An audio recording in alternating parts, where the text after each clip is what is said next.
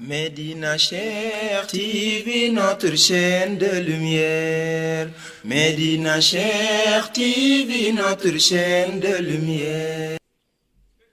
barzak am na milieu yoo xam ni malaka yërmande sax du fa àgg mi ngi mel ni nga jël wérdu tariqa bi ci ku dog ci tariqa bi wala nga jël ci wérdu tariqa bi ci muxaddam bu amul ndigal wala nga jël wérdu tariqa bi ci koo xam ni hijaasam valable duñ la yóbbu barzakul maktub dañ lay parqué rek benn place bala fa ngay souffrir waaw te souffrance ba yàq teg sa bopp xam nga lu tax parce que xamoon nga ko ba noppi boo ko xamul nañ nga koy tolee mais boo ko xamee kenn du la ko tolee am na ñuy wax baatin nga kay du baatin zahir la tariqa bi ku ci ne nga xam ko cheikh dafa tëral condition yu leer rek koo dégg muy dinga nit ñi ci tariqa bi nekkul ci tariqa bi cheikh ko wax du man ko wax koo gis du wasifa ci nekkul ci tariqa koo gis du xadara mukk du laaj nekkul ci tariqa ak ku mënta doon na loolu man waxuma ko cheikh ko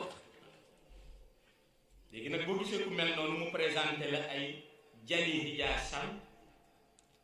hijaasam nga dem may lu wér bi daa koy soo ki lay may wér bi dafa war a nekk royukaay ci yow ba noppi nga xool ko ni kii kat bëgg naa mel ni moom xaaral ma dem mu may lu wér lu am solo léegi nga dem barzak seenu lumière u tariqa bi ñu ne la amuloo excuse parce que xamoon nga kon tu es obligé que ñu bàyyi la ci benn place kon nag yërmande yàlla dana fa ñëw wala du fa ñëw moo tax lu jar di bàyyi xel da fekk nag organisation yi mouvement yi ñoo bare ba ñu bare valeur u tariqa Mawlaay Cheikh Ahmad Tijaani Chérif xamatuñu te Cheikh nag moom ku xam valeur u tariqa njàngale bu mu ci def rek xam na lu tax